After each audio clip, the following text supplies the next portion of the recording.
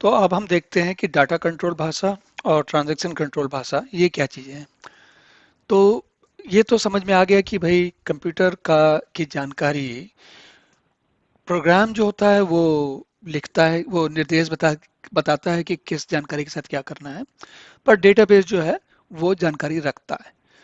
अब जानकारी बहुत काम की हो सकती है। कभी कभी ऐसा हो सकता है कि अगर जानकारी गलत हाथों में पड़ जाए तो वो आपके लिए नुकसान का कारण बन सकती है। कंपनी के लिए नुकसान का कारण बन सकती है, जो उसके लिए चला रहे हैं उनके लिए नुकसान का कारण बन सकती है। तो इन परिस्थितियों से बचने के लिए हम क्या करते हैं, जहां पर डेटा मैनिपुलेशन करना है या जहां पर डेटा को देख सकते हैं या लिख सकते हैं, उसमें नियंत्रण लगाते हैं। नियंत्रण का मतलब वैसे ही समझ लीजिए आप कि जैसे आपका, अगर आपके किसी कंपनी में जहां पर आप जाते हैं, जहाँ जैसे बैंक होता है, बैंक में जहाँ पर टेलर होता है उसकी जगह जहाँ पर पैसा ले रहे दे रहे होते हैं, वहाँ पर क्या करते हैं, वो सुरक्षा लगाते हैं, वो केज में बैठता है, पिंजरे में बैठता है, ताकि हर कोई नहीं जा सके वहाँ पर। और वैसे भी जाना संभव नहीं होता, या एटीएम में भी वैसे ही हाल होता है, वो कैमरा लगा रहता है। तो कैमरा क्यों लगा है? कैमरा इसलिए लगा रहता है क्योंकि वो नियंत्रण रहे, कंट्रोल रहे, लोगों को पता रहे कि भाई जो कुछ भी वो कर रहे हैं उस पे किसी की निगाह है। तो इस नज़रिए से अगर आप देखें तो डेटा मैनिपुलेशन जब हम करते हैं, जब उसको बदलते हैं, लिखते हैं, पढ़ते हैं, तो उसमें नियंत्रण चाहिए होता है। तो नियंत्रण के दो तरीके हो सकते हैं, दो स्थितियां हो सकती हैं। एक तो जो डाटा है उसको किसको अनुमति है उसको पढ़ने की, किसको अनुमति है उस पर लिखने की, किसको अनुमति है उसमें कुछ बदलने की।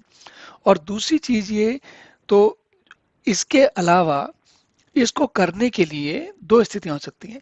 या तो ऐसी अनुमतियां दी जाएं जिन्हें हम ग्रांट कहते हैं, या फिर ऐसी अनुमतियां हटा दी जाएं जिन्हें हम रिवोक कहते हैं। तो डेटा कंट्रोल लैंग्वेज में ये जो ग्रांट और रिवोक ये चीजें बड़ी इंपॉर्टेंट है। तो देखिए ऐसे क्या है, connect, insert, execute, delete, usage, update, select.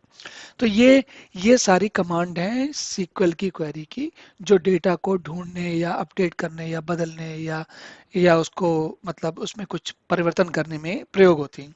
तो इन्हीं कमांड को, इन्हीं निर्देशों को आपको अनुमति है या नहीं है, ये स्थितियां होती हैं। तो ग्रांट का मतलब है आपको अनुमति है कि वो कर सकते हैं कि नहीं कर सकते, और रिवोक का मतलब है अब जो पहले अनुमति थी वो हटा ली गई। तो ये हुई डेटा कंट्रोल वाली की भाषा। अब देखते हैं ट्रांजैक्शन कंट्रोल भाषा, वो क्या चीज होती है। तो जब भी कोई काम हम करते हैं, कोई दो लोगों के बीच में जो विनिमय होता है उसको कहते हैं ट्रांजैक्शन।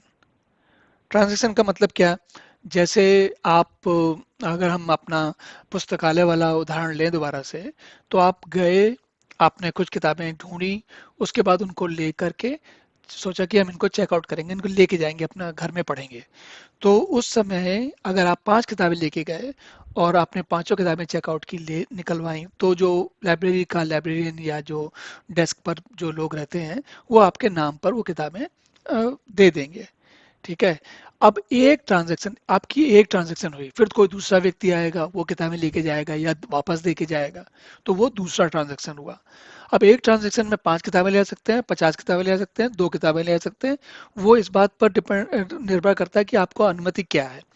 तो जो ये ट्रांजैक्शन है, एक बार का विनिमय, उसमें आप क्या कर सकते हैं, क्या आपको अनुमतियां हैं, उसके लिए होती है। दूसरी चीज, कोई भी ट्रांजैक्शन, कोई भी विनिमय, अ, कई बार, अब आप सोचिए, अगर आपकी लाइब्रेरी कॉलेज की लाइब्रेरी नहीं है या महाविद्यालय की लाइब्रेरी नहीं, आपकी शहर की लाइब्रेरी है, जिसमें कि आप ही नहीं बहुत सारे अलग अलग महाविद्यालयों के और बाकी लोग भी आते हैं। तो वहाँ मान लीजिए कि हजारों लोग आते हैं।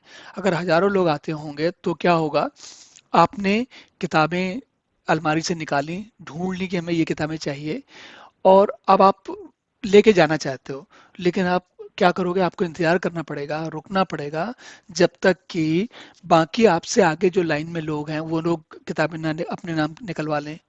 तो क्या हुआ, अब किताबें आपके हाथ में हैं, सेल्फ पे नहीं है, है ना, लेकिन आपको चेकआउट भी नहीं मिली भी नहीं है। तो ये दोनों में क्या अंतर है?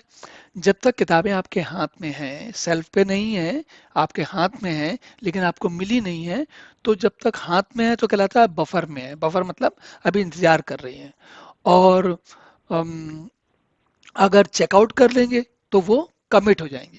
तो ये जो दोनों चीजें हैं, मतलब कि अ, एक में ट्रांजैक्शन जो है, जो विनिमय है वो पूरा हो गया।